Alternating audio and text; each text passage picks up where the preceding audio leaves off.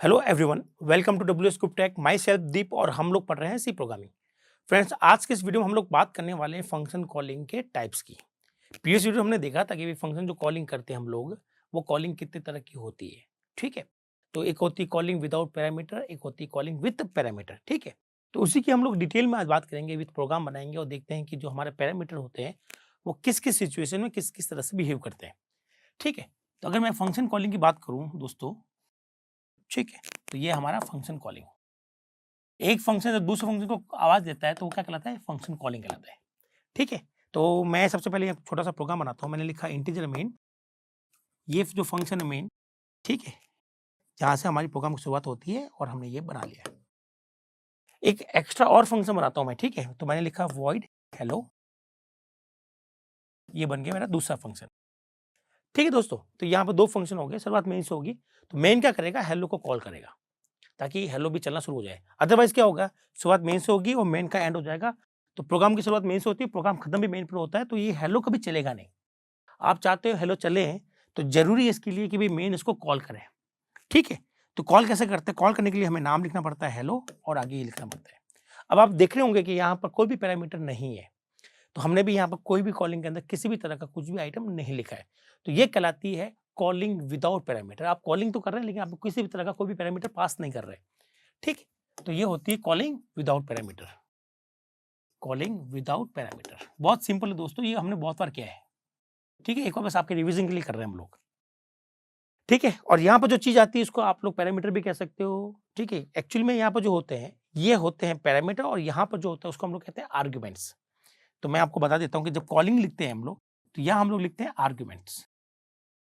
ठीक है, और यहाँ जो लिखा जाता है उसको हम लोग बोलते हैं पैरामीटर। सिर्फ नाम है दोस्तों, सिर्फ नाम है कि इस पोजीशन को हम लोग क्या बोलेंगे? आर्गुमेंट बोलेंगे, और इस पोजीशन को हम लोग क्या बोलेंगे?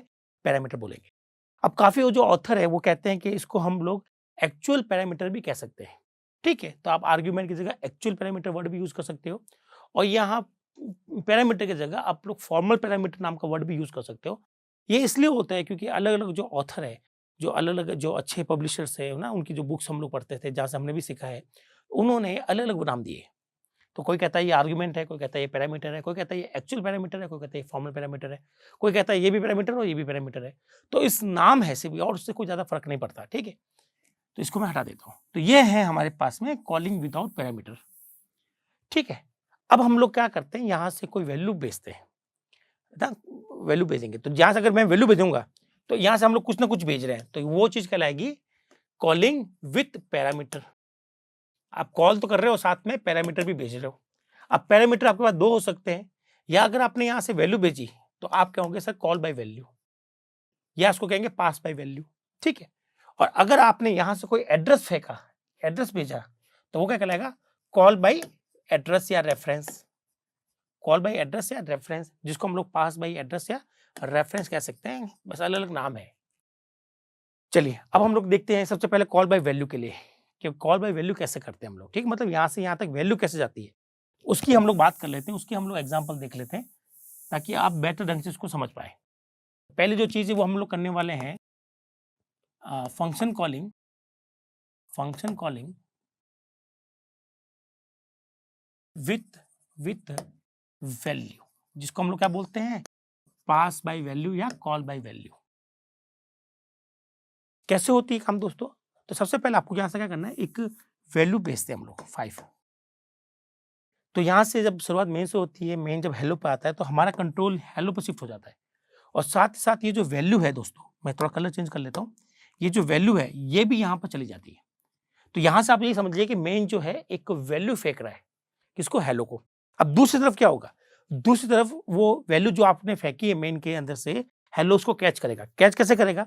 तो कैच करने के लिए अगर 5 को आपको पकड़ना है, तो 5 एक वैल्यू है, तो पकड़ने के लिए हम लोग कोई भी एक वेरिएबल ले लेंगे, इंट एक्स। ठीक है, तो ये हमारा होगा क्या? पैरामीटर। ठीक है, तो मैं इसको ब्लैक कलर में ले लेता हूँ, इंट एक्स। तो यहाँ पर होगा क्या दोस्तों? मैं फिर अगेन कलर चेंज कर रहा हूँ। तो आपने ये जो 5 फेंका, वो 5 क्या आ जाएगा? इस एक्स में आ जाएगा। तो ये लाइन कुछ इस तरह से पढ़ी जाएगी, इंटीजर एक्स इक्वल टू 5। इसका मतलब एक्स की वैल्यू कितनी होगी दोस्तों? 5 हो गई है। ऐसा आपको लिखना नहीं है, वो खुद ब खुद 5 आएगा और एक्स में चला जाएगा। ये सिर्फ बिहाइंड द स्क्रीन ऐसा कुछ समझ सकते हो। ठीक है, इसको लिखना नहीं है दोस्तों। नाउ तो यहाँ पे x की वैल्यू 5 हो गई है। अब आप क्या कर सकते हो, आप इस x को यहाँ पे यूज कर सकते हो, इसको प्रिंट कर सकते हो, उसको मल्टीप्लाई कर सकते हो, जो भी आपकी रिक्वायरमेंट है आप उसको यहाँ पर कर सकते हो। मैं इसको यहाँ पे प्रिंट करवा के देख रहा हूँ। तो आपने यहाँ पे x को प्रिंट करवाया है। x किस तरह का वेरिएबल है, आप कहेंगे सर x तो इंटीजर तरह का वेरिएबल है। इंटीजर के लिए क्या आता है, %d आता है। ठीक है, तो ये हो गया हमारी कॉल बाय वैल्यू। अब एक इसको रन करके देख लेते हैं प्रॉपर्ली।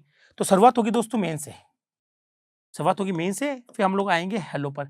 तो यहाँ से उठ के हम लोग कहाँ जाएंगे, हेलो पर जाएंगे। साथ ही साथ इस वैल्यू को भी हम लोग कहाँ लेके जाएंगे, उठाकर यहाँ पर लेके जाएंगे और x में डाल देंगे। तो यहाँ पर आपका x बन गया, x के अंदर वैल्यू कितनी बन गई, 5। फिर आप यहाँ पे x की वैल्यू प्रिंट कर रहे हैं तो आपको 5 आउटपुट में मिल जाएगा। ठीक है, फिर आप लोग नीचे आएंगे। अब आपके पास कुछ है ही नहीं हेलो में सारा खत्म हो गया। ये वापस जाएगा जहां से कॉल हुआ था। यहाँ हमें कुछ और ऑपरेशन परफॉर्म नहीं करना है, नीचे आना है। नीचे आती है मेन खत्म, प्रोग्राम खत्म। तो ये प्रोग्राम बन गया आपका कॉल बाय वैल्यू का, जहां आप एक वैल्यू को पास कर रहे हैं। ठीक है, तो इस पर और चर्चा करते हैं कि वैल्यू क्या क्या हो सकती है और किस किस तरह से पास की जा सकती है। ठीक है, तो मैं क्या करता हूँ, नया दोबारा एक प्रोग्राम बना लेता हूँ ताकि आपको बोर्ड पर ज्यादा कचरा ना लगे। तो मैंने लिखा इंटीजर मेन, ठीक है, रिटर्न 0। मेन का दोस्तों फॉर्मेट फिक्स है, और ये क्यों फिक्स है ये मैंने आपको पहले ही बता चुका हूं। और यहाँ अब आज हम लोग से बात कर रहे हैं पैरामीटर को लेकर। ठीक है, जब ये टॉपिक खत्म हो जाएगा तब हम लोग बात करेंगे इसके रिटर्न को लेकर। ठीक है, अभी सिर्फ पासिंग सीख रहे हैं। क्या सीख रहे हैं, पासिंग। और पासिंग भी कैसी, पासिंग विथ वैल्यू, ये हम लोग सीख रहे हैं। ठीक है, चलिए अब शुरुआत मेन से, मेन खत्म, प्रोग्राम खत्म। ये फंक्शन कभी चलेगा नहीं क्योंकि उसको अभी कॉल नहीं किया है। तो कॉल करने के लिए जरूरी है इसको हम लोग नाम लिखें और आगे ब्रैकेट लगाएं। अगर आपने यहाँ कुछ नहीं लिखा तो आप यहाँ से कुछ सप्लाई नहीं कर सकते। अगर यहाँ पर कुछ नहीं लिखा हुआ है दोस्तों, अगर आपने यहाँ सप्लाई की तो इट मे बी आपका कंपाइलर यहाँ पर एक इशू आता है। वो इशू क्या है, अगर आपने यहाँ पर सपोज करो आपने यहाँ पर लिख दिया 10, क्या लिख दिया दोस्तों 10, और लेकिन आपने इस 10 को पकड़ा नहीं है, तो कुछ कंपाइलर तो यहाँ पे दे देते हैं एरर कि भाई आप यहाँ पे कोई वैल्यू पास कर रहे हो, यहाँ पर आप वैल्यू नहीं पकड़ रहे हो। ठीक है, तो वैल्यू कहाँ जाएगी, क्या होगा उसके साथ में, तो यहाँ पे एक एरर आ जाती है। और कुछ कंपाइलर कहते हैं इट्स ओके, चलता है। ठीक है, यहाँ से आपने वैल्यू भेजी, आपने यहाँ पर इसको कैप्चर नहीं किया, किसी में होल्ड नहीं किया, इट्स ओके, कोई दिक्कत नहीं आएगा। तो कुछ कंपाइलर में एरर नहीं आती है, कुछ कंपाइलर में दोस्तों एरर आ जाती है।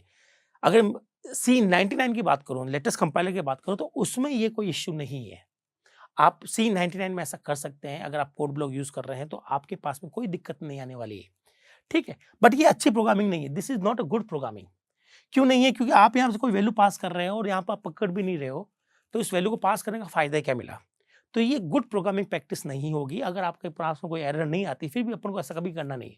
अगर आप यहाँ से कोई वैल्यू भेज रहे हैं तो जाहिर सी बात इसको पकड़ना पड़ेगा। अब क्या पकड़ेंगे, यहाँ पर वैल्यू जिस तरह की होगी उस तरह का हमें यहाँ पे वेरिएबल बनाकर उस वैल्यू को पकड़ना पड़ेगा। ठीक है, तो यहाँ आपके पास में क्या है, आप कहेंगे सर यहाँ तो एक इंटीजर है, तो आप यहाँ पे इंटीजर वेरिएबल बना लीजिए, इंटीजर एक्स। तो एक्स की वैल्यू क्या हो जाएगी, 10 हो जाएगी। आप इसको एक्स को प्रिंट करेंगे तो 10 प्रिंट हो जाएगा। ठीक है, फिर अगर आप कहते हो कि सर मुझे ये भेजना है, आपने ये भेजना है 2.5f, तो ये क्या है, एक फ्लोट वैल्यू है। ठीक है, ये 4 बाइट की होती है। तो आप जब यहाँ से 2.5f को फेंक रहे हैं, फ्लोट वैल्यू को फेंक रहे हैं, तो फ्लोट वैल्यू को पकड़ने के लिए 4 बाइट का है ना, ये पूरा 4 बाइट का होता है नंबर, ये बहुत बड़ा नंबर है। तो यहाँ पकड़ने के लिए आपने सिर्फ 2 बाइट का स्पेस लिया है, तो ये आपको दे देगा सिंपली एरर। आपको ऐसा नहीं करना है। कुछ कंपाइलर एरर नहीं देते हैं, वो क्या कर देते हैं, उसको कन्वर्जन कर देते हैं। वो मैं आपको बाद में बताऊंगा कि कन्वर्जन कैसे होता है। बट अभी आप मान के चलिए अगर आपको यहाँ से फ्लोट फेंकना है तो आपको क्या लेना पड़ेगा दोस्तों, फ्लोट टाइप का वेरिएबल लेना पड़ेगा। ठीक है, तो आप जिस तरह की वैल्यू फेंकते हो उस तरह का वेरिएबल लीजिए। हाँ, अगर नहीं लेते हो तो कुछ ना कुछ हमारा कंपाइलर यहाँ पर कुछ एडिशनल टास्क करेगा। वो टास्क कहलाता है टाइप कन्वर्जन। वो टाइप कन्वर्जन क्या होता है वो हम लोग और बात करेंगे, हम लोग पहले भी पढ़ चुके हैं। ठीक है, अब मैं यहाँ से एक नई वैल्यू फेंकता हूँ। अभी हम लोग सिंपल से कर रहे हैं। ठीक है, यहाँ से मैंने भेजा करेक्टर, ये है सिंगल करेक्टर कांस्टेंट।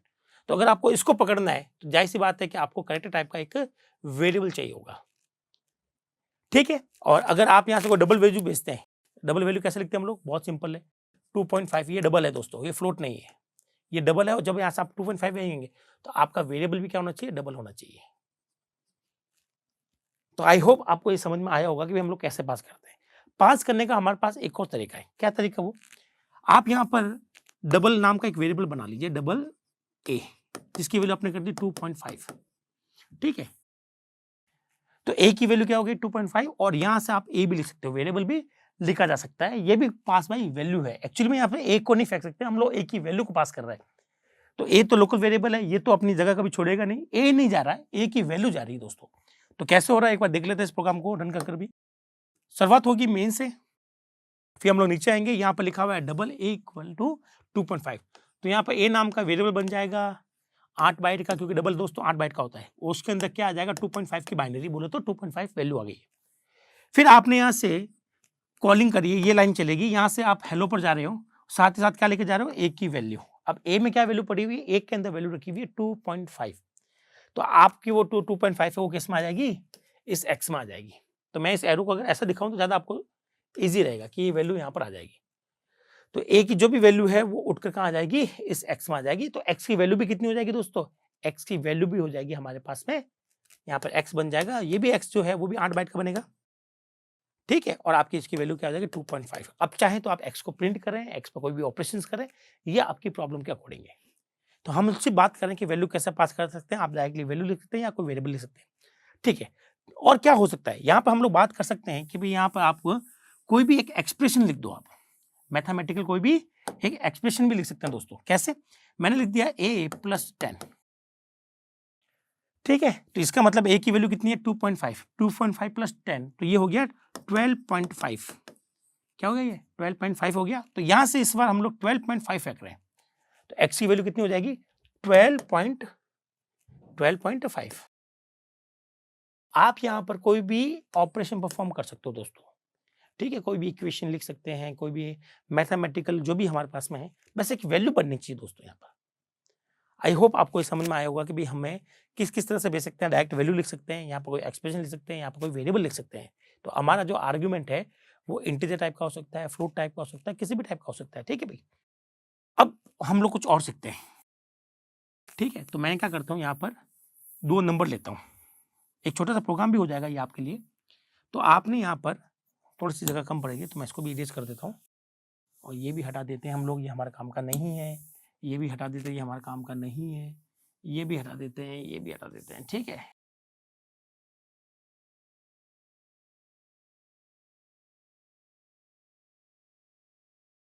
अब शुरुआत करते हैं कि यहाँ पर मैंने 2 वेरिएबल लिए हैं, एक तो लिया ए और एक लिया बी। ये दोनों वेरिएबल क्या है, ये दोनों वेरिएबल ये इंटीजर है। आपने क्या करा, दोनों में आपने वैल्यू रख दी 5 और बी में वैल्यू रख दी 6। चाहे तो आप लोग स्कैनफ लगा के यूजर से भी ले सकते थे ए और बी की वैल्यू। फिर आपने यहाँ से कॉल किया हेलो को, और आपने यहाँ पर 2 वैल्यू पास करिए, ठीक है। तो आपने मेन में से हेलो को कॉल किया और हेलो को बोला हेलो ये ले 2 वैल्यू ए और बी। तो आपने हेलो को कितनी वैल्यू फेंकी है, 2 वैल्यू फेंकी ना। अब हेलो जो है वो इन दोनों वैल्यू को पकड़ेगा, तो जाहिर सी बात है यहाँ पर 2 वेरिएबल बनाने पड़ेंगे जिसके अंदर क्या आ जाए ए और बी। तो हमें यहाँ पर लिखना पड़ेगा नाम, चाहे तो यहाँ पर जो नाम ए बी ले रखे थे उसने नाम सेम रखे, चाहे तो अलग रखे, इससे कोई इफेक्ट नहीं पड़ता। तो यहाँ ले लिया इंट ए और इंट एक्स और इंट वाई। तो यहाँ से होगा क्या, ठीक, और फिर अपन इसको ऐड भी कर लेते हैं ना, इसको हम लोग ऐड भी कर लेते हैं, प्रिंट एफ। मैंने a + b कर लिया, तो ये इंटीजर आंसर भी इंटीजर में आएगा। तो इंटीजर के लिए हम लोग क्या लगाना है, %d लगाना है, ठीक है। और नाम भी इसका मैं थोड़ा सा चेंज कर देता हूँ, इसको हम लोग कह देते हैं ऐड। तो ये छोटा सा एक अच्छा सा लॉजिकल प्रोग्राम बन जाएगा जो आपको समझ में भी आ जाएगा। इसका नाम हमने कर दिया ऐड, ए बड़ा तो ए बड़ा लिखना पड़ेगा क्योंकि इसी केस सेंसिटिव होती है, ठीक है। अब इस प्रोग्राम को चलाते हैं। शुरुआत दोस्तों होगी आपकी मेन से, नीचे आएंगे, यहाँ आपने 2 वेरिएबल डिक्लेयर किए हैं ए और बी, ये दोनों इंटीजर वेरिएबल है, दोनों की साइज 4-4 बाइट होगी मेरे सिस्टम पर। टर्बो यूज कर रहे हैं तो 2-2 बाइट आएगी, ठीक है। फिर आपने इस वाले स्टेप पर आए हो, यहाँ पर आपने ए की वैल्यू क्या कर दी 5, आप नीचे बढ़े, आपकी वैल्यू कितनी होगी बी की 6। फिर आप नीचे बढ़े, यहाँ से आप ऐड को कॉल कर रहे हो, इस फंक्शन को कॉल कर रहे हो, साथ ही साथ आप ए और बी की वैल्यू को फेंक रहे हो। तो दोस्तों यहाँ से ए की वैल्यू उठकर किस में आएगी, पहली वैल्यू आएगी एक्स में।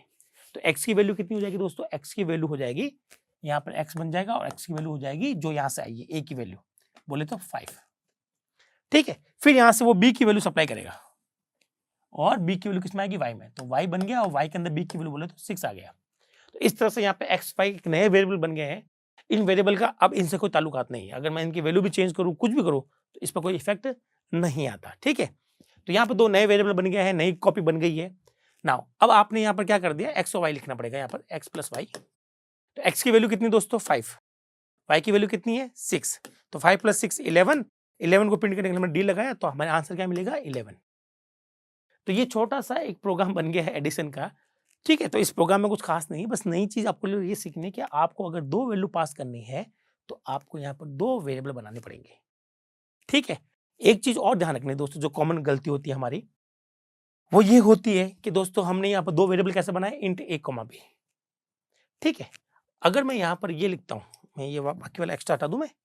ये हम लोग एक्स्ट्रा हटा देते हैं। अगर मैं यहाँ पे लिखता हूँ सपोज़ करो इंट x, y, तो दोस्तों ये गलत है। जिस तरह से हम लोग वेरिएबल को यहाँ बना सकते हैं, ऐसा कोई रूल नहीं है कि वो वेरिएबल इसको आपको ऐसे ही बनाना है। यहाँ पर हम लोग ये स्टाइल यूज़ नहीं कर सकते, आपको यहाँ पर दोनों सेपरेटली ही बनाने पड़ते हैं दोस्तों, आप कंबाइंड नहीं कीजिएगा। मोस्टली लोग क्या करते हैं, उनको पता है कि 2 वेरिएबल को एक साथ बनाने का ये एक तरीका हो सकता है, तो वो क्या करते हैं इंट x, y लिख देते हैं और एरर आ जाती है। तो यहाँ पर जब भी आप वेरिएबल बना रहे हो, जब भी कोई पैरामीटर बना रहे हो, तो पैरामीटर को अगर 2 है या 3 है, 4 है, तो आप इनको सेपरेटली नॉमिनेट करेंगे। इनको कंबाइन नहीं करना है कुछ ऐसा। अगर आप इंटीजर x, y लिखेंगे तो सिंपली एरर है दोस्तों, अगर आप ऐसा लिखेंगे तो एकदम सही है। तो आई होप आपको ये समझ में आया होगा कि यहाँ पर हमें अगर 2 वैल्यू भेजते हैं, तो हमें जो सबसे कॉमन प्रॉब्लम आती है जो स्टूडेंट को, वो क्या होती है, वो यही होती है। तो आप इसको यहाँ पर थोड़ा-सा देखेंगे। तो अभी तो हम लोग वैल्यू पास कर रहे हैं और ये देख रहे हैं। अब एक और इफेक्ट देखते हैं कि अगर हमने ऐसा लिखा है, ठीक है? एक और चीज़ सीख लेते हैं। मैं कलर चेंज कर लेता हूँ, ठीक है? इसको मैं मिटा देता हूँ। तो दोस्तों, यहाँ आपने 2 वेरिएबल बनाए ए और बी। ये दोनों वेरिएबल क्या है, लोकल वेरिएबल है। इसका मतलब ए और बी को आप मेन के अलावा कहीं और यूज़ नहीं कर सकते, ठीक है? तो आप यहाँ क्या करेंगे, यहाँ पर ए और बी दोबारा बना सकते हो। लेकिन याद रहे दोस्तों, इस ए और बी का और इस ए और बी का कोई भी रिलेशन नहीं है यहाँ पर। ऐसा नहीं कि मैं अगर यहाँ पर कुछ चेंजेस करूँ तो वो चेंजेस यहाँ आएँगे। एक प्रोग्राम बना के देख लेते हैं और क्या इसका आंसर आता है, ठीक है? तो मैं क्विकली जो एक्स्ट्रा हटा देता हूँ। चलो मैं पूरा हटा के फटाफट प्रोग्राम बना देता हूँ ताकि आपको ये क्लियर हो जाए। यहाँ लिखा इंटीजर मेन, ठीक है? 2 वेरिएबल बनाए इंटीजर a, बी, यहाँ बना सकते, ठीक है? ए और बी की वैल्यू मैं चाहूँ तो स्कैनफ से भी ले लूँ, चाहे तो यहाँ मैं स्कैनफ से ले लेता हूँ, ठीक है? Scanf %d and a। काफ़ी लोग क्या करते हैं, दोनों को एक साथ में ले लेते हैं, एक ही स्कैनफ में 2 वैल्यू माँग लेते हैं। I don't prefer this style. क्यों? क्योंकि इसमें जो बिगिनर्स हैं, आई थिंक उनको कहीं तकलीफ ना हो जाए, ठीक है? क्योंकि उनकी प्रैक्टिस नहीं होती ज़्यादातर। तो आप ऐसे 2 अलग बना लीजिए, ये ए के लिए और ये बी के लिए, ज़्यादा सिंपल है, ज़्यादा अच्छा है और बेस्ट है। एक लाइन एक्स्ट्रा लिख देने से कुछ फ़र्क नहीं पड़ता, ठीक है? अगर आप इनको कंबाइन करना चाहें तो कैसे लिखेंगे वो भी आप देख लीजिए। तो ये %d इसके लिए है और ये %d यहाँ पे है। तो ये चीज़ आप कंबाइन भी कर सकते हो। यहाँ आप इस तरह से स्कैनफ लिख सकते हो, स्कैनफ आपको यहाँ से 2 वैल्यू चाहिए, ठीक है? पहली वैल्यू जाएगी ए में और दूसरी वैल्यू जाएगी बी में। ये वैल्यू उठाएगा, ये डालेगा ए में और ये उठाएगा जाएगा बी में, ठीक है? इस तरह से लिख सकते हो आप। तो दोनों को कंबाइन भी कर सकते हो, अलग-अलग लिख सकते हो, लेकिन अगर आप बिगिनर्स हैं तो आई सजेस्ट कि आप दोनों स्कैनफ को अलग-अलग लिखें, ज़्यादा बेटर है शुरू में जब हम लोग सीखते हैं, ठीक है? अगर प्रोफेशनल है तब तो कोई इश्यू ही नहीं है, आप तो कैसे भी लिखिएगा। चलिए, अब हम लोग आगे बढ़ते हैं और आगे बढ़ के हम लोग ये देखते हैं कि भई हमने ए और बी बना ली, उसमें वैल्यू ले ली। अब हम लोग यहाँ से क्या करेंगे, यहाँ पर दोनों को प्रिंट कर देते हैं, प्रिंट एफ, ठीक है? पहले मैंने लिखा ए इक्वल टू, ए की वैल्यू प्रिंट करूँगा, comma, B equal to, B की जो भी वैल्यू है। तो आपने यहाँ पर 2 वैल्यू आपको चाहिए यहाँ पर, ठीक है? जिसको ये % प्रिंट करेगा ये। अब दोनों वैल्यू किसकी, ए और बी की, ठीक है? फिर आपने कॉल किया ऐड को, ऐड नाम का फंक्शन बनाएँगे हम लोग बहुत जल्दी और वहाँ आप दोनों वैल्यू फेंक दोगे, दोनों वैल्यू पास कर दोगे, फेंक दोगे, ठीक है? तो यहाँ पर हमें वेरिएबल बना लेते हैं फंक्शन। तो हमने लिखा वॉइड ऐड। दोस्तों यहाँ से आप कितनी वैल्यू भेज रहे हो, 2, तो आपको यहाँ पर 2 वेरिएबल बनाने पड़ेंगे। अगर दोनों वेरिएबल आपने सेम नाम के बनाना चाहो तो बना लो, अलग बनाना चाहो तो बना लो। अगर आपने ए कॉमा बी लिखा तो ये तो एरर है ना दोस्तों, यस ये बिल्कुल एरर है। आपको यहाँ पर लिखना है इंट ए कॉमा बी, यहाँ पर सेपरेटली बनाने पड़ते हैं, यहाँ पर ये वाली स्टाइल यहाँ पर यूज नहीं कर सकते दोस्तों, ठीक है? तो यहाँ आपके पास ए और बी है, ओके? फिर आपने क्या कर दिया, आपने यहाँ पर लिखा प्रिंट एफ और आपने एक और वेरिएबल ले लिया यहाँ पर इंटीजर सी, ठीक है? फिर आपने लिखा C equal to A plus B, फिर आपने यहाँ पर प्रिंट कर दिया प्रिंट एफ, सी की वैल्यू को आपने प्रिंट कर दिया है, ठीक है?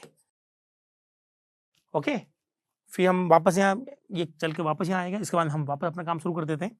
फिर हम लोग वापस देखते हैं ए और बी की वैल्यू क्या है। तो print F D, sorry A लिख देता हूँ आगे, अच्छा लगेगा, %d comma B equal to percent D. अब दोनों परसेंट डी को एक एक वैल्यू चाहिए होगी, ए और बी, वो हमने दे दी है। लास्ट में हमारा प्रोग्राम खत्म हो गया, तो हमें लिखना पड़ेगा रिटर्न 0, क्योंकि मेन एक इंटीजर वैल्यू को चाहिए मेन को पास करने के लिए ना, आगे किसी को देने के। ये कहता है रिटर्न, तो रिटर्न हम लोग बाद में सीखेंगे, ठीक है। चले अब इस प्रोग्राम को रन करते हैं, और मैं यहाँ पर क्या करता हूँ, उनकी वैल्यू को थोड़ा चेंज भी कर देता हूँ, ए और बी की। तो ए की जो भी वैल्यू है, ठीक है, इसको मैं कलर चेंज कर लेता हूँ ताकि आपको और बेहतर ढंग से मैं समझा सकूँ।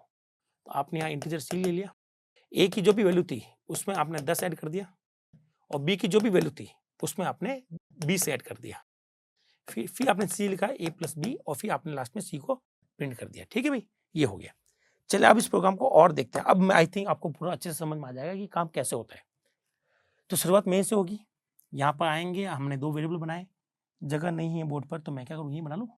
ए की वैल्यू क्या बनी, ए की वैल्यू और बी की वैल्यू, 2 वेरिएबल बन गए। इनकी वैल्यू क्या है, गार्बेज है, क्योंकि शुरुआत में हमने कोई भी वैल्यू नहीं डाली। फिर ये स्कैनर चलेगा, ये स्कैनर आपसे 2 वैल्यू लेगा, दोनों वैल्यू ए और बी में रेस्पेक्टिव डाल देगा। सपोज करो आपने वो वैल्यू डाली 2 और 3, तो जैसे स्कैनर चलेगा आपने एंटर किया 2, फिर एंटर मारा 2 एंटर, फिर आपने मारा 3 और एंटर। तो पहली वैल्यू ये उठाएगा और डालेगा ए में, तो ए की वैल्यू होगी 2, फिर उठाया 3 उठाएगा ये वाला और ये डालेगा बी में, तो बी की वैल्यू कितनी होगी 3। फिर नीचे आते हैं, फिर हमने लिखा कि ए और बी की वैल्यू प्रिंट करेंगे, तो यहाँ पर ए की वैल्यू क्या प्रिंट हो जाएगी दोस्तों, ए की वैल्यू होगी ए इक्वल टू परसेंट, ये परसेंट किसकी वैल्यू प्रिंट करेगा, इस ए की। तो ए इक्वल टू ए की जो भी वैल्यू है, ए की वैल्यू कितनी आ रही है 2, तो 2 प्रिंट हो गया, ठीक है। आगे बढ़ते हैं, कॉमा, तो कॉमा, फिर बी इक्वल टू ये जो परसेंट है वो खुद प्रिंट नहीं होगा, वो इस बी की वैल्यू को प्रिंट करेगा। तो बी की वैल्यू कितनी आ रही है दोस्तों, 3 है, तो ये हो जाएगा 3, तो ये आपका आउटपुट आ जाएगा। अब ध्यान से देखिएगा, अब हमने यहाँ से किसको कॉल किया, ऐड को, साथ में दोनों वैल्यू फेंक दिए, तो यहाँ से हम लोग उठ के चले जाएंगे ऐड पर, और ए और बी की जो वैल्यू है, जो अभी 2 और 3 है, उसको फेंका, और यहाँ पर हमने 2 नए वेरिएबल बना लिए, एक का नाम रखा ए, एक का नाम रखा बी। तो यहाँ से आपकी जो पहली वैल्यू फेंकी है वो आपके पहले वेरिएबल में आएगी, तो बोले तो ये 2 हो गई। फिर जो दूसरी वैल्यू है वो आपके दूसरे वेरिएबल में आएगी, बोले तो ये 3, ठीक है। फिर हमने यहाँ पे एक सी बनाया, ये हमारा सी, जिसमें हम क्या अभी गार्बेज है, गार्बेज को हम लोग दिखाएंगे नहीं। फिर ये इक्वेशन आ गई, ठीक है, ये चल रहा है, ये चल रहा है। तो इस इक्वेशन में 2, ए की वैल्यू 2 है, तो 2 + 10 12 गोज टू ए, तो ए की वैल्यू कितनी हो जाएगी 12।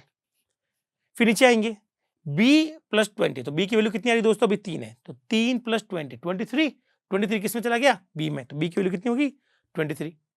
फिर उसने कहा ए और b की वैल्यू जोड़ी है, तो a की वैल्यू क्या आ रही है 12, और ये आ रही है 23, तो a + b कितना हो जाएगा, ये सेमीकोलन है दोस्तों यहाँ पर ना, सेमीकोलन, तो ये हो जाएगा अपने पास में 35, ठीक है।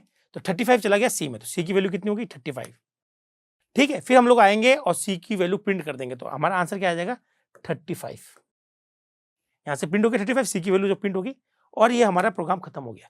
यहाँ से वापस उठकर हम लोग वहीं जाएंगे जहाँ से हमने कॉल किया था, ठीक है। यहाँ पर हमें कोई भी एडिशनल काम नहीं मिल रहा है, मिलेगा तो हम लोग करेंगे, वो काम कब मिलता है वो करेंगे जब यहाँ से कोई रिटर्न करवाएंगे तब, अभी तो हम लोग रिटर्न करवा नहीं रहे।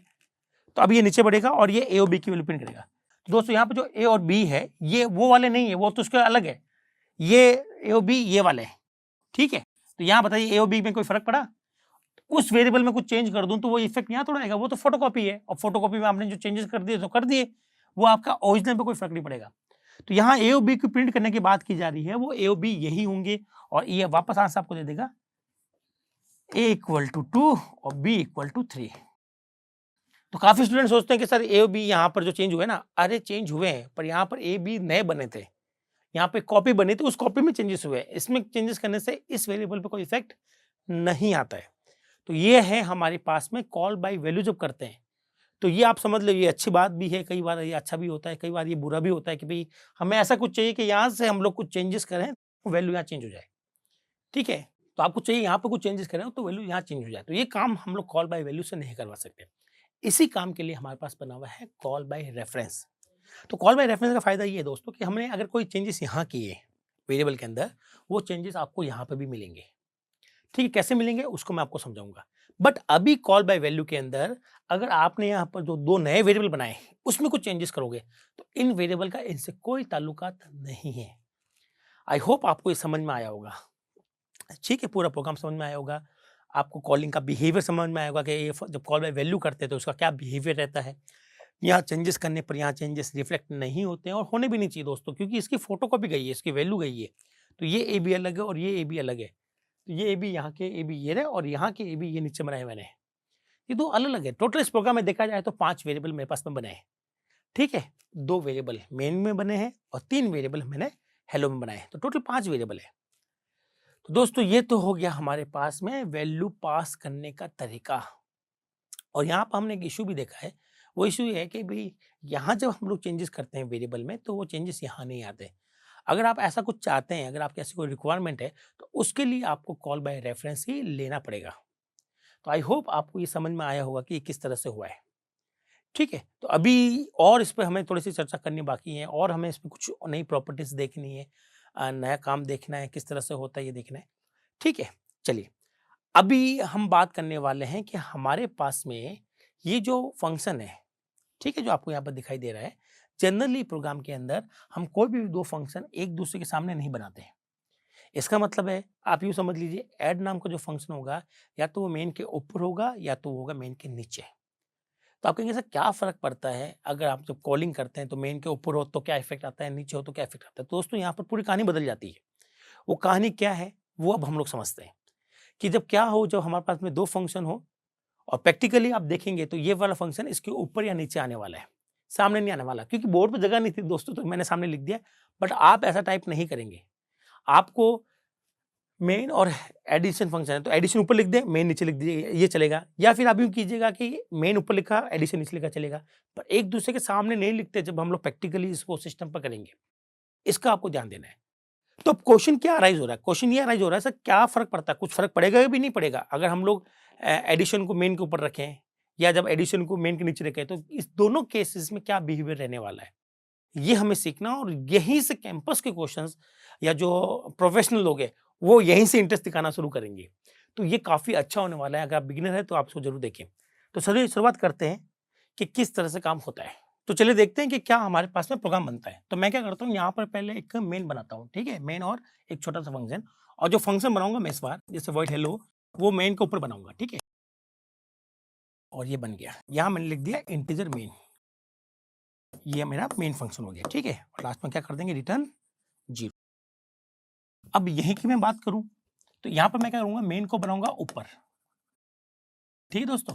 और यहाँ हमने लिख दिया रिटर्न 0 और ये खत्म हो गया, ठीक है? और यहाँ हमने लिख दिया वॉइड हेलो, ठीक है? तो ये हमारे प्रोग्राम बन गए। मेन मतलब ये जो दोनों फंक्शन है ये एक दूसरे के सामने कभी नहीं आते, या तो आएँगे ऊपर या नीचे, इस तरह से इनका रहता है आर्किटेक्चर। तो मैंने क्या कर दिया हेलो को एक बार मेन के ऊपर बना के देखा, एक बार नीचे बना के देखा, और अब हम लोग ये चेक करते हैं कि भाई कोई इश्यू है या नहीं है, ठीक है? तो पहले उस प्रोग्राम को कंप्लीट करता हूँ, शुरुआत मेन से हुई और यहाँ पर लिखा हेलो, ठीक है? और मैंने यहाँ पर चलो कुछ भेज भी देता हूँ वैल्यू 5, तो यहाँ मैंने क्या लिखा इंटीजर x, ठीक है? और यहाँ पर भी हम लोग ऐसा करते हैं कि भाई हमने लिखा हेलो 5 को हमने भेजा और यहाँ पर हमने 5 को पकड़ लिया इंटीजर x। तो सेम प्रोग्राम में सिर्फ फंक्शन की पोजीशन बदली है और हमें ये देखना है कि अब फंक्शन की जब पोजीशन बदलते हैं तो क्या कोई इफेक्ट आएगा कि नहीं आएगा। तो साइड बाय साइड कंपेयर भी करते रहेंगे हम लोग। तो दोस्तों पहले प्रोग्राम रन होता है या कंपाइल होता है, ये बड़ा क्वेश्चन है। तो आपको पता होना चाहिए कि पहले प्रोग्राम कंपाइल होता है, ठीक है? कंपाइल का मतलब है कि पूरा प्रोग्राम जो आपने लिखा है, आप देख रहे हैं ये पूरा प्रोग्राम इंग्लिश लाइक लैंग्वेज में लिखा हुआ है, ठीक है? प्रोग्रामिंग लैंग्वेज में। कंप्यूटर को ये समझ में आती नहीं, कंप्यूटर को तो चाहिए उसकी खुद की भाषा जैसे बाइनरी। तो क्या होता है कंपाइलर जो होता है वो इस पूरे प्रोग्राम को पहले कंपाइल करता है, एक ऐसी फॉर्म में कन्वर्ट कर देता है ताकि उसको मशीन चला सके, ठीक है? तो हम लोग कहते हैं कि कंपाइलेशन में क्या होता है, कंपाइलेशन में ये पूरा प्रोग्राम एक इंटरमीडिएट फॉर्म के अंदर या फिर एक ऐसी मशीन अंडरस्टैंडेबल फॉर्म में कन्वर्ट हो जाता है ताकि मशीन उसको रन कर सके। तो ये होता है कंपाइलर, ठीक है? फिर इसके बाद में आता है रनिंग वाला प्रोसेस। कंपाइल के बाद में क्या आता है रनिंग वाला प्रोसेस। अब रनिंग मतलब है जब ये पूरा प्रोग्राम मशीन अंडरस्टैंडेबल फॉर्म में हो जाता है तो फिर वो हमारी जो मशीन है जिसको हम लोग कहते हैं कंप्यूटर, वो उसको रन कर पाता है। तो रनिंग से पहले कंपाइलिंग जरूर होगी दोस्तों। अब बात करते हैं रनिंग की, तो रनिंग कहाँ से कहाँ तक होती है? रनिंग होती है मेन टू मेन तक। हर प्रोग्राम की शुरुआत सी के अंदर शुरुआत मेन से होती है और खत्म भी मेन पर ही होता है, ठीक है? तो ये होती है रनिंग मेन टू मेन। अब बात करते हैं सर कंपाइलिंग कहाँ से कहाँ तक होती है, ठीक है? कंपाइलिंग होती है दोस्तों टॉप टू बॉटम, मतलब हमारा जो कंपाइलर है वो पूरे प्रोग्राम को कंपाइल करता है। और कैसे कंपाइल करेगा? ऊपर से नीचे की तरफ बढ़ता जाएगा और कंपाइल करता हुआ जाएगा। अब ये कंपाइलेशन समझ लेते हैं कि कंपाइलेशन में क्या होता है और कैसे होता है, ठीक है? तो मान लो कि मैं कंपाइलर हूँ और मुझे इस प्रोग्राम को एक मशीन अंडरस्टैंडेबल प्रोग्राम में कन्वर्ट करना है, ठीक है। तो मैं क्या करूंगा, अपने पास एक नोटबुक रखूंगा। जैसे जैसे ये लाइन आएगी, जैसे शुरुआत यहाँ से करूंगा, जैसे लाइन आई तो मैं लिखता भी रहूंगा साथ साथ में कि भाई मैंने क्या क्या कन्वर्ट किया है, ठीक है। तो वो इन्फॉर्मेशन अपने पास में रखता रहता है। फिर मैं यहाँ आऊँगा, तो जब मैं यहाँ आऊँगा तब तक कंपाइलर उसको पूरा जब ट्रांसलेट कर रहा होता है, ठीक है, एक मशीन अंडरस्टैंडिंग फॉर्म में, तो ट्रांसलेट के साथ-साथ वो उसकी इन्फॉर्मेशन भी स्टोर करता रहता है एक छोटे से नोटबुक में। इस नोटबुक को हम लोग कहते हैं डेटा डिक्शनरी, जहाँ पर कंपाइलर इसकी पूरी की पूरी इन्फॉर्मेशन को स्टोर करके रखता है। और उस डाटा जो इन्फॉर्मेशन है, जो इसमें हमने डाली थी नोटबुक में, उस इन्फॉर्मेशन को हम लोग कहते हैं मेटा डाटा। और ये जिस नोटबुक में लिख रहा है, नोटबुक के अंदर लिख रहा है, उस नोटबुक को कहते हैं डेटा डिक्शनरी। तो कंपाइलर जब कंपाइलिंग करता है तो मेटा डाटा को डेटा डिक्शनरी में पुट करता रहता है, ताकि उसको नॉलेज में तो रहे कि आखिर उसने किस चीज़ को कंपाइल किया है। तो जब शुरुआत यहाँ से होती है, पहले इसकी कंपाइलिंग करेगा, इसकी करेगा, यहाँ तक आएगा। जब पूरी कंपाइलिंग यहाँ से लेकर यहाँ तक हो जाती है, इस यहाँ तक, तब तक कंपाइलर पूरी जानकारी लिख लेता है कि भाई फंक्शन का नाम क्या है, उसका रिटर्न क्या है, उसका पैरामीटर क्या है, सारी इन्फॉर्मेशन वो लाइन बाय लाइन अपने डेटा डिक्शनरी में लिखता रहता है। तो इसका मतलब इस वाले पॉइंट पर कंपाइलर ने कंपाइलेशन तो कर ही रहा है, साथ-साथ में उसकी इन्फॉर्मेशन भी नोट कर रहा है। इसका मतलब कंपाइलर को पूरा आइडिया है इस हेलो के बारे में। फिर वो इस लाइन की कंपाइलिंग करेगा, फिर वो इस लाइन की करेगा, और जैसे वो इस लाइन की कंपाइलिंग करेगा दोस्तों, तो वो कहेगा यस मैं इसकी कंपाइलिंग कर सकता हूँ। क्यों कर सकता हूँ? क्योंकि मुझे हेलो के बारे में पता है कि हेलो एक फंक्शन है जिसका पैरामीटर इंटीजर टाइप का है, उसका रिटर्न क्या है, वॉइड टाइप का है। आप यहाँ से इंटीजर भेज सकते हो क्योंकि यहाँ पे इंटीजर लिखा हुआ है। तो वो कहता है यस इसकी कंपाइलिंग हो सकती है, क्योंकि इससे पहले, इस कॉलिंग से पहले पूरे फंक्शन की जानकारी कंपाइलर को थी, तो कंपाइलर इस लाइन को इजीली कन्वर्ट कर लेता है।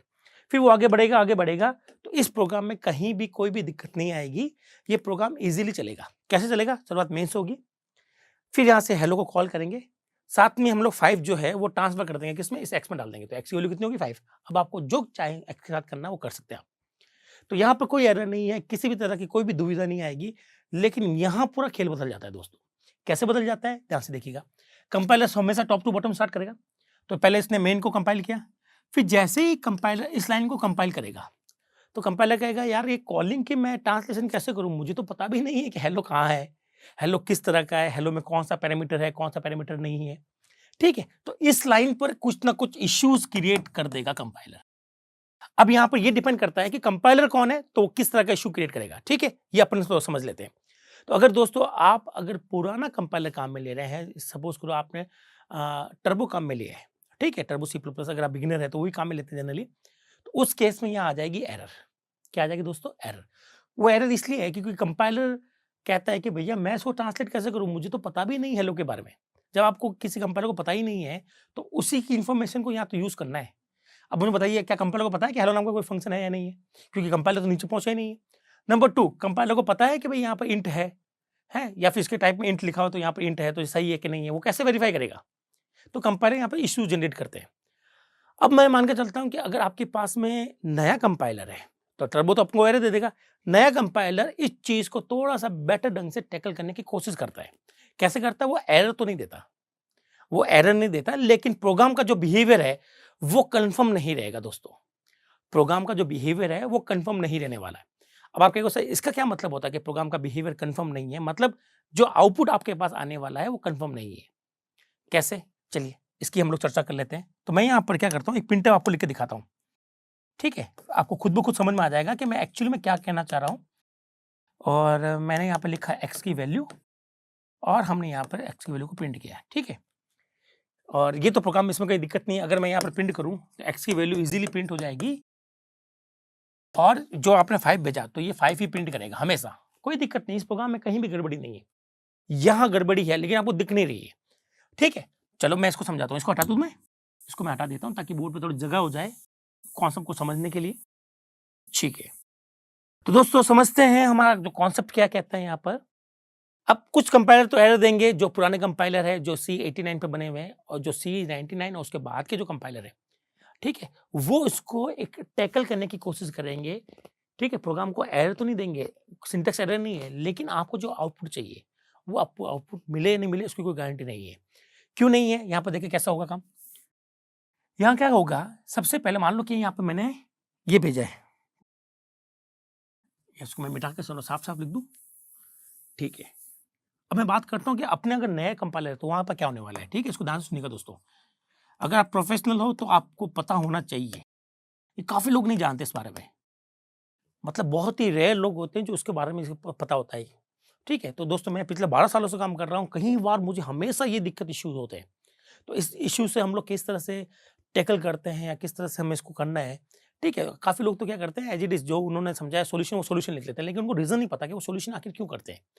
तो पहले एक बार देखते हैं कि यहाँ गड़बड़ी क्या होती है। तो सहज सबसे पहले कंपाइलिंग करके देखते हैं। कंपाइलर शुरुआत याद से करेगा, नीचे आएगा और कंपाइलर कहेगा भैया मैं इसकी कंपाइलिंग नहीं कर सकता। तो कुछ कंपाइलर तो हाथ खड़े कर लेंगे, बोलेंगे भई एरर है, लाइक टर्बो। अब C99 में एक प्रोविज़न है कि नहीं, वो कहेगा ठीक है, इसका हम लोग करने वाले हैं कुछ ना कुछ, इसको हम लोग रन कर देंगे। ठीक है, अब रन होगा कैसे? तो जब यहां से होगा तो वो नहीं जानता था कि यहां पर जो पैरामीटर है ये कौन सा डबल है दोस्तों, कौन सा ये डबल है। अब इसको नहीं पता कि हेलो के अंदर इंट है, क्योंकि वो नीचे तो पहुंचे नहीं कंपाइलर, तो वो उसकी कंपाइलिंग कैसे करेगा, उसको थोड़ा समझ लेते हैं। तो यहां पर एक रूल लागू होता है कि जब उसको कुछ नहीं पता है हेलो के बारे में, तो वो क्या करेगा, एक रूल अपनाता है। उस रूल को हम लोग कहते हैं न्यूमेरिकल प्रमोशन रूल। क्या कहते हैं दोस्तों? Numerical promotion.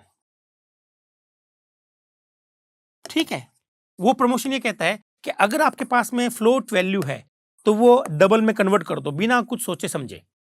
अगर वो कहता है अगर आपके पास कोई करेक्टर है या कोई शॉर्ट है, शॉर्ट इंटीजर नहीं होते, तो उसको कन्वर्ट कर दो इंटीजर में।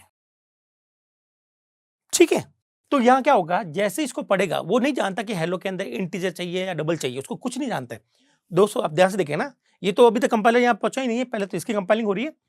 तो कंपाइलिंग करेगा तो वो कहेगा भैया मुझे तो पता ही नहीं है। तो क्या करेगा, यहां पर अप्लाई कर देगा। जैसे मान लो यहां पर मैंने दे दिया है, यहां मैंने दे दिया है 5.6f, ये एक फ्लोट नंबर है दोस्तों, 4 बाइट का। तो कंपाइलर क्या करेगा, यहां पर न्यूमेरिकल प्रमोशन अप्लाई कर देगा और इसको वो बना देगा क्या, इसको वो बना देगा डबल, बिना कुछ सोचे समझे, क्योंकि वो कुछ नहीं जानता हेलो के बारे में। तो वो क्या करेगा, एक रूल अप्लाई करेगा, न्यूमेरिकल प्रमोशन का रूल। वो रूल ये कहता है कि अगर कोई फ्लोट है तो क्या बना दो, डबल बना दो। तो उसका बना देगा 5.6 बना देगा। ठीक है, 5.6 बना दिया। अब वो नीचे आ रहा है, इसकी कंपाइलिंग हो जाएगी, इसकी कंपाइलिंग हो जाएगी, नाउ इसकी कंपाइलिंग भी हो जाएगी, सब कुछ हो जाएगा। अब इसको रन करके देखते हैं कि क्या गड़बड़ी आने वाली है। ठीक है, अब इसको रन करते हैं। शुरुआत होगी मेन से। ठीक है, मेन में हेलो को कॉल किया। अब हेलो के अंदर पैरामीटर आ रहा है 5.6। क्या आ रहा है दोस्तों, 5.6 आ रहा है। ठीक है, जो कि एक डबल है। अब आप यहां से डबल फेंक रहे हो, पकड़ किस में रहे हो, इंटीजर में रहे हो। मतलब 8 बाइट का होता है ये नंबर, और आप पकड़ कितने रहे हो, 4 बाइट के अंदर। तो ये पूरा प्रॉपर नंबर नहीं आएगा, यहां पर कोई भी एक वैल्यू आ जाएगी।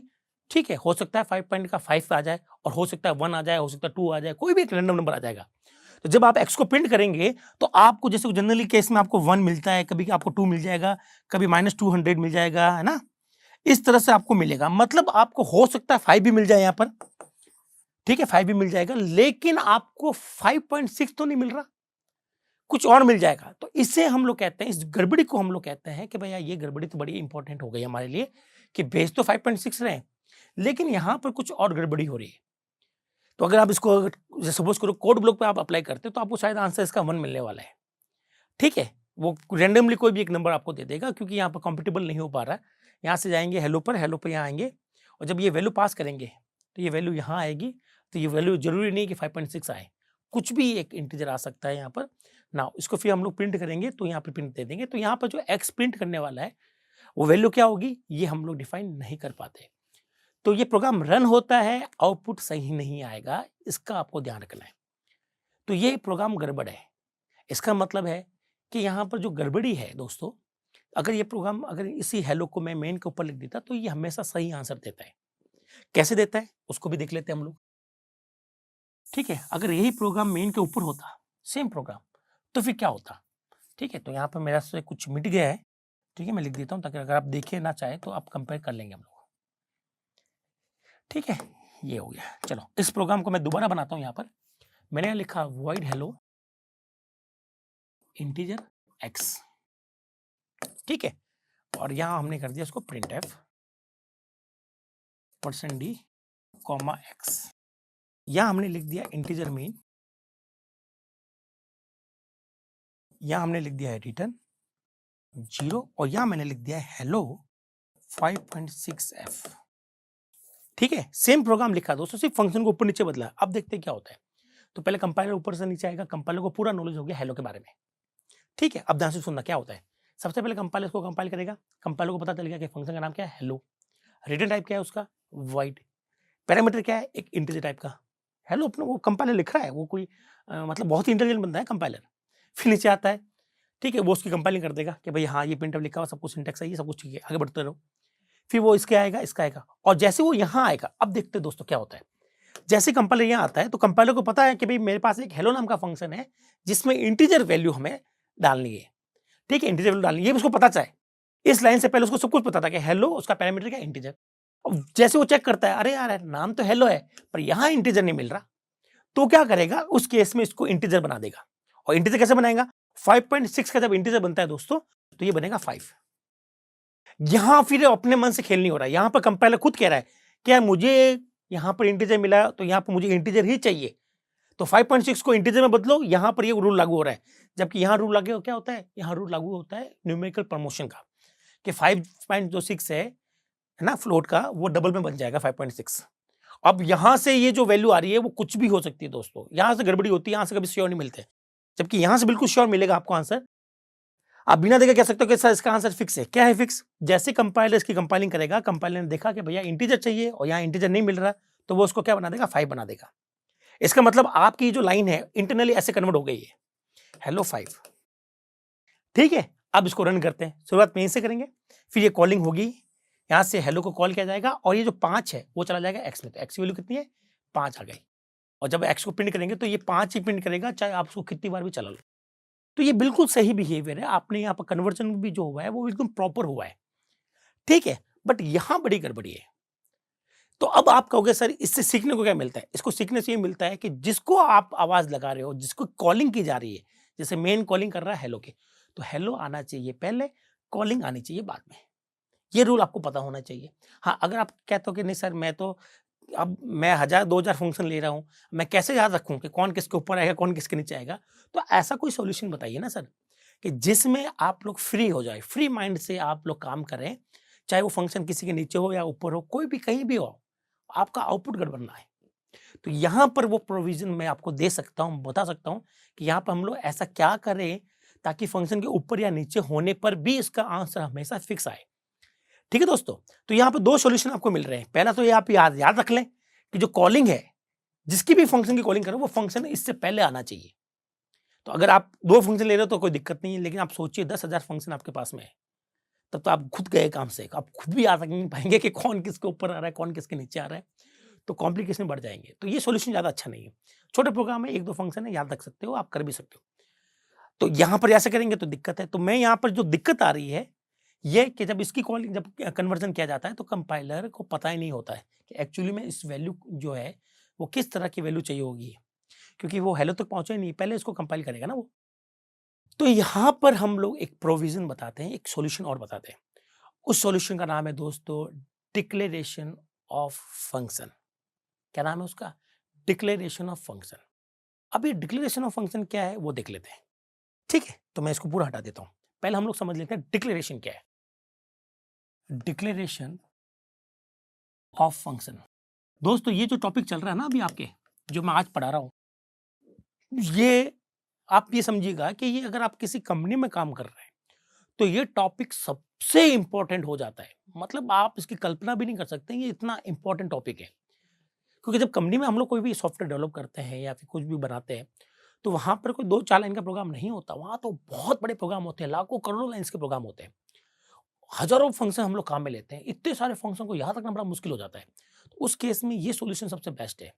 अगर आप प्रोफेशनल हैं, तो काफ़ी लोग मैंने देखा है जो प्रोफेशनल भी है, स्पेशली मैंने कुछ देखे हैं अभी कुछ मेरे जो स्टूडेंट थे जो काफ़ी सालों से पहले पढ़ चुके थे, तो वो बताते हैं कि सर वो आज भी वो वाला यूज़ करते हैं, लेकिन उनको पता भी नहीं रहता अदर स्टूडेंट को कि वो एक्चुअली में ये क्यों अप्लाई करते हैं ये वाला सॉल्यूशन। ठीक है? तो आप जब कोई भी चीज़ अप्लाई करते हो लैंग्वेज के अंदर, तो आप उसके बारे में एक चीज़ याद रखें। आप चाहे नेट से पढ़ें, चाहे आप लोग बुक से पढ़ें, ठीक है? आप उसको अप्लाई कर लेते हो, आपका सॉल्यूशन निकल जाता है, आपका काम बन जाता है। लेकिन आपको पता ही नहीं चलता कि आखिर उस वाले सॉल्यूशन ने क्या-क्या है। तो अगर आपको पता चल जाए कि आखिर वो सॉल्यूशन करता क्या है, अगर कोई जैसे मान लो कोई एक एरर आ रही है, आपने उसके लिए एक लाइन लिख दी, वो एरर हट गई। अब आपको बस ये है कि भैया मेरा तो काम हो गया, बात खत्म। तब तो आप अच्छे प्रोग्रामर नहीं बन सकते हैं। अच्छे प्रोग्रामर बनने के लिए जानना ज़रूरी है कि उस लाइन ने आखिर किस तरह से ट्रीटमेंट किया होगा, किस तरह से वो एरर को हटाया होगा, वो जानना बड़ा ज़रूरी है।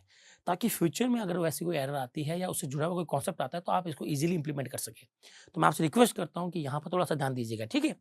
चलिए अब शुरुआत करते हैं फंक्शन के डिक्लेरेशन की और देखते हैं फंक्शन का डिक्लेरेशन उस प्रॉब्लम को किस तरह से अच्छे से सॉल्व करेगा।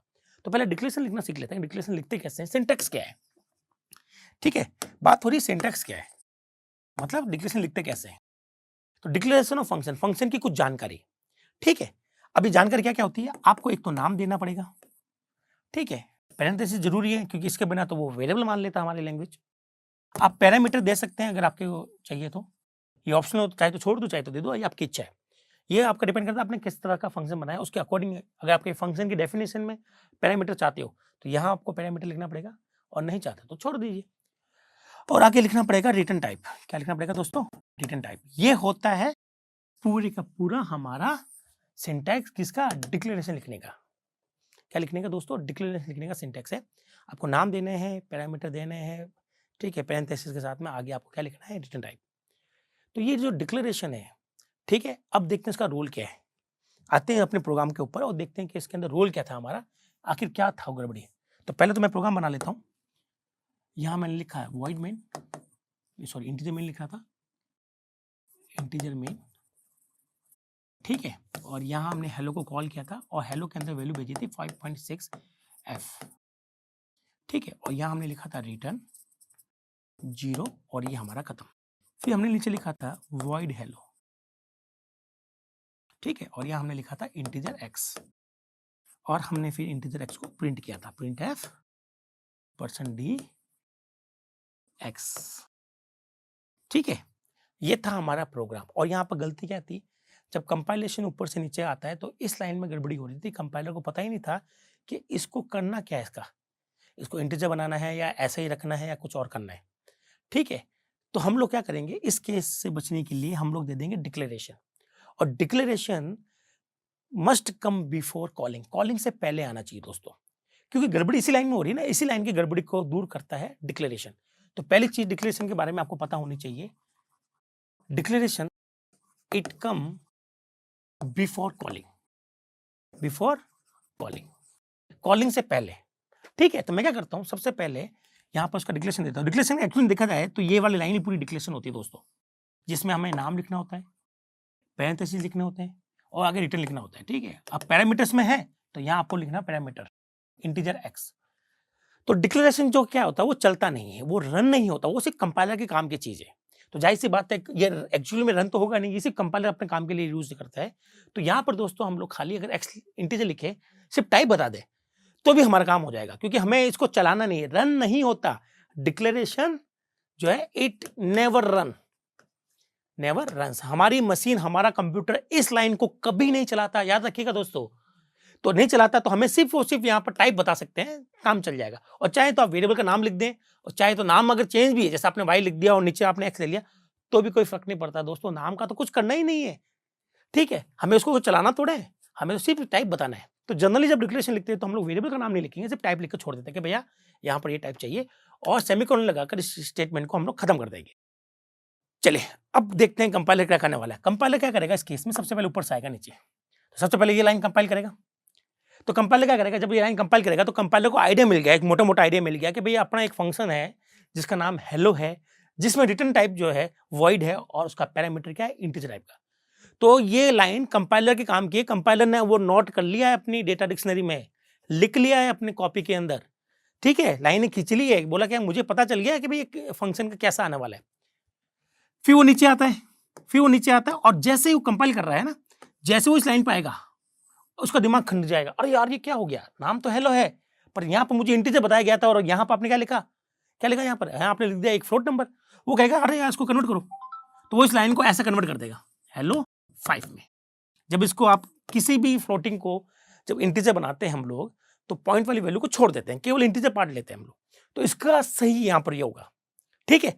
अब वो इस लाइन को ऐसा पढ़ रहा है और इसकी कंपाइलेशन हुई, इसकी कंपाइलेशन नहीं हुई क्योंकि वो जानता कि मैच नहीं हो रहे, तो उसको मैच करवाने के लिए इसको इसमें कन्वर्ट करेगा, फिर इसकी कंपाइलिंग कर देगा, फिर नीचे आएगा, सबकी कंपाइलिंग हो जाएगी, खत्म।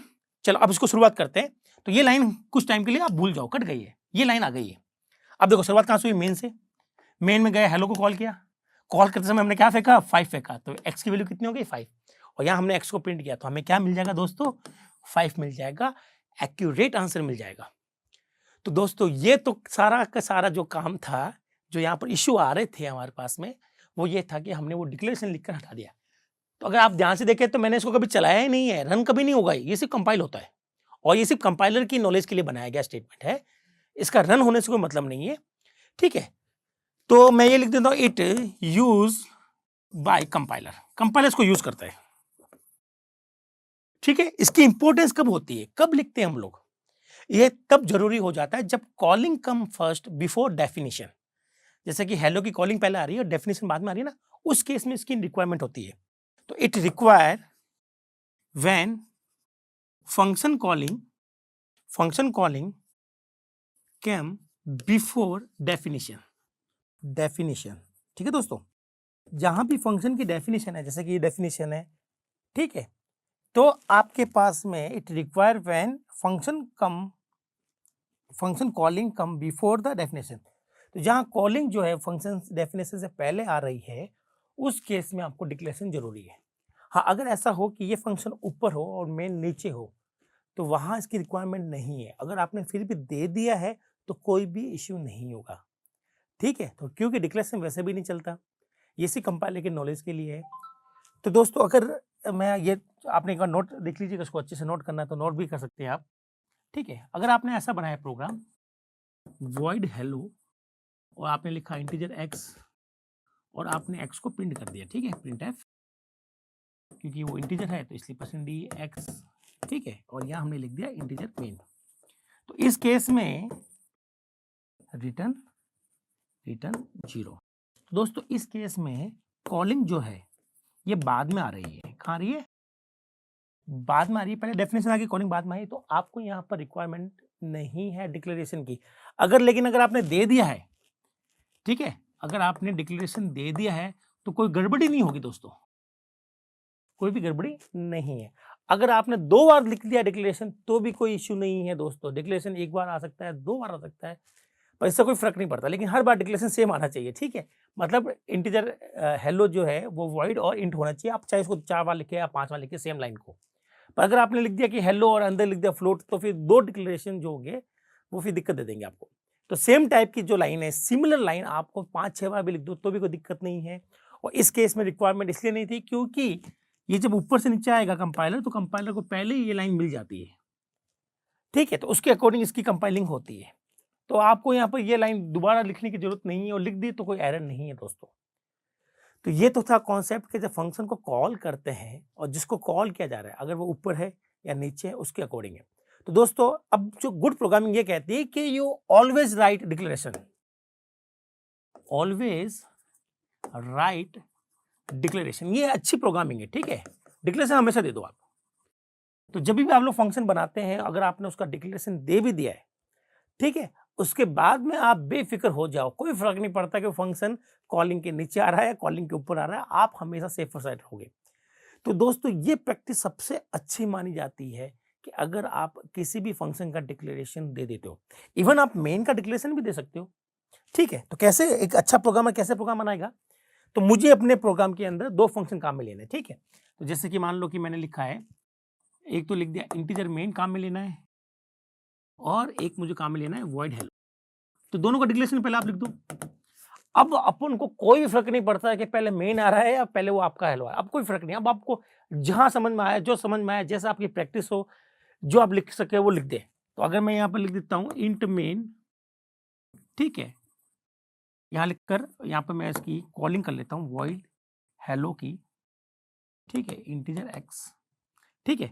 और क्योंकि आपने यहाँ इंट लिखा है तो आपको भी यहाँ पर टाइप तो आपको बताना पड़ेगा दोस्तों, ठीक है। एक्स के बारे में बताओ ना बताओ चलेगा, ठीक है। अब आपको कॉलिंग कर लीजिए, कोई दिक्कत नहीं है दोस्तों, ठीक है।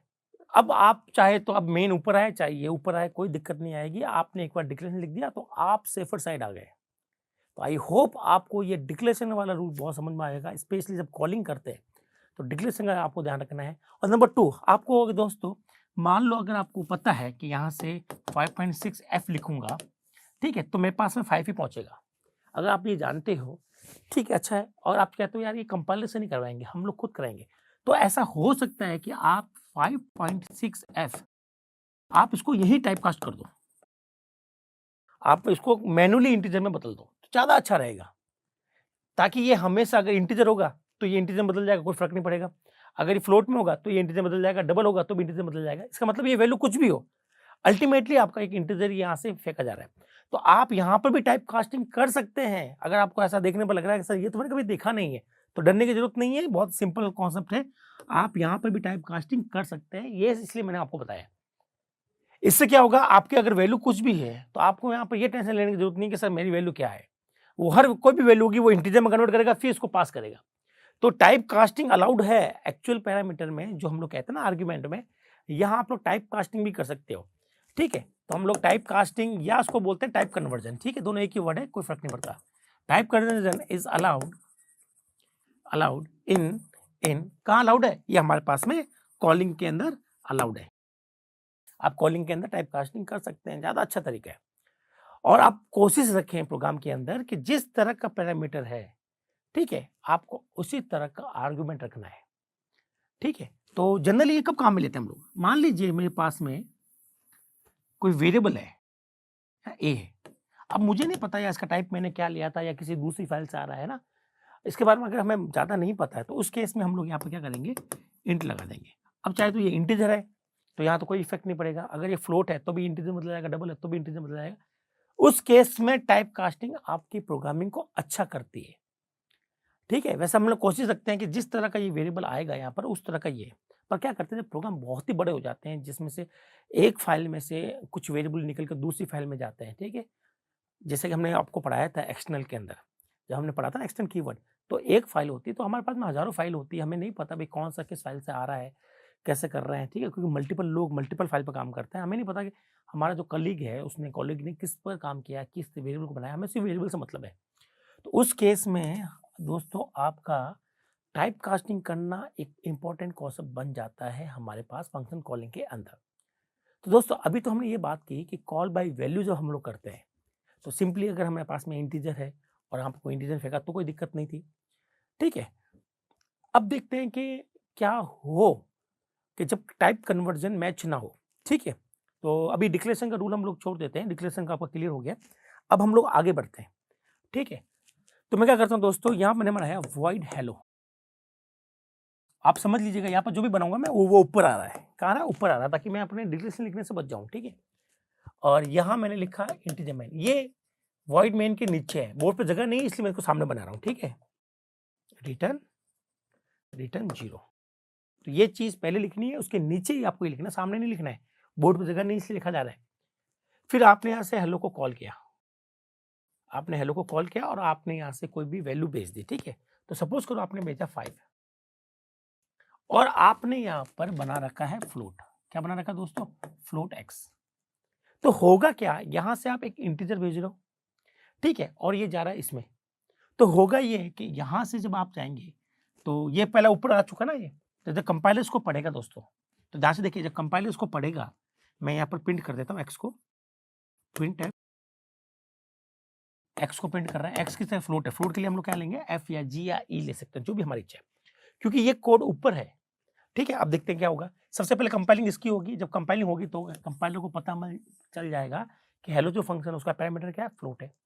फिर जैसे कंपाइलर यहाँ मेन की तरफ आएगा और जैसे इसकी कंपाइलिंग करेगा तो वो क्या कर देगा, इसको कन्वर्ट कर देगा। कैसे कर देगा, इसको क्या बना देगा, वो इसको बना देगा 5.0f। आप समझ गए मेरी बात, तो कंपाइलर यहाँ पर टाइप कास्टिंग कर देता है।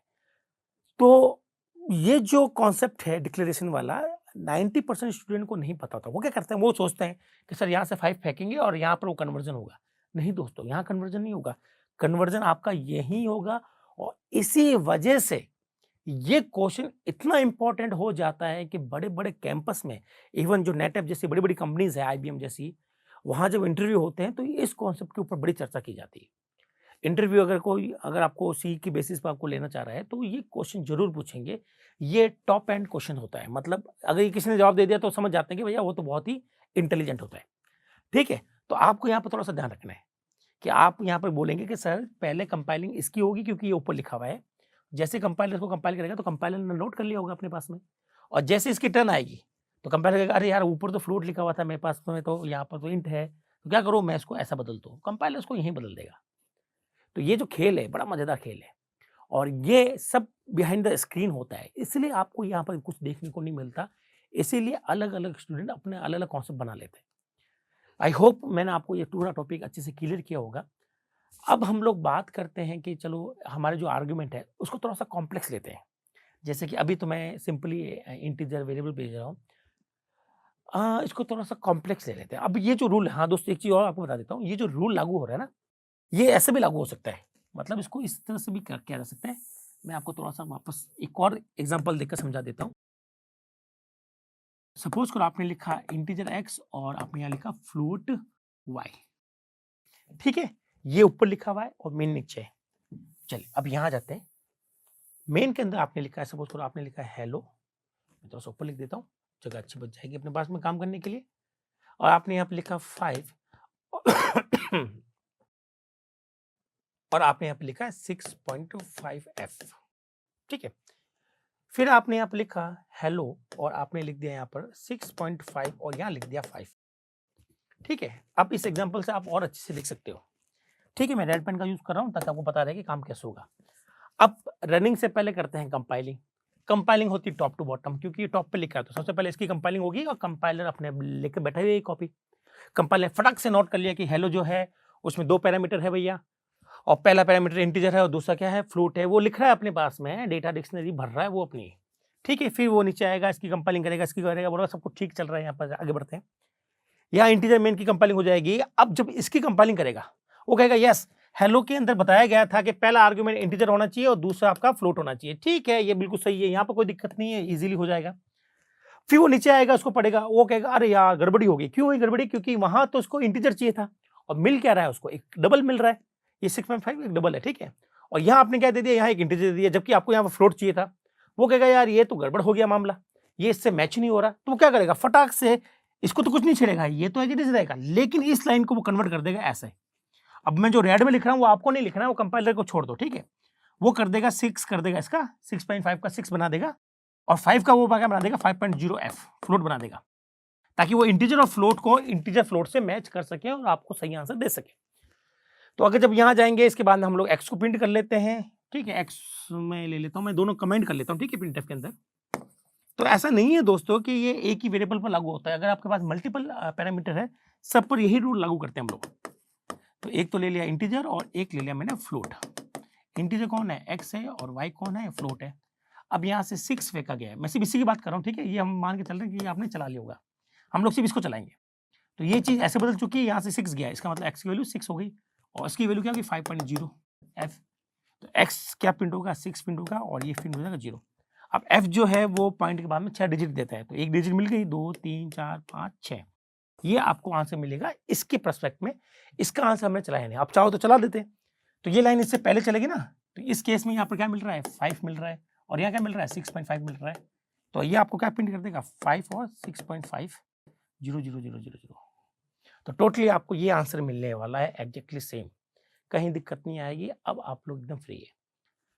तो इतना काम तो हो गया। अब मैं बात कर रहा हूँ यहाँ पर अगर कॉम्प्लेक्स हो, थोड़ा सा कॉम्प्लेक्स वाला टाइप ले लेते हैं हम लोग, जैसे कि एरे, ठीक है, एरे थोड़ा सा कॉम्प्लेक्स होता है, तो एरे पे कैसे काम करेंगे। तो दोस्तों ये वीडियो बहुत लंबा हो रहा है, तो क्यों ना हम लोग नेक्स्ट वीडियो में इस चीज़ को समझे। तो नेक्स्ट वीडियो में हम लोग बात करेंगे जब आर्ग्यूमेंट एरे हो उस केस में क्या होगा, ठीक है। तो जल्दी मिलते हैं नेक्स्ट वीडियो में, तब तक के लिए थैंक यू।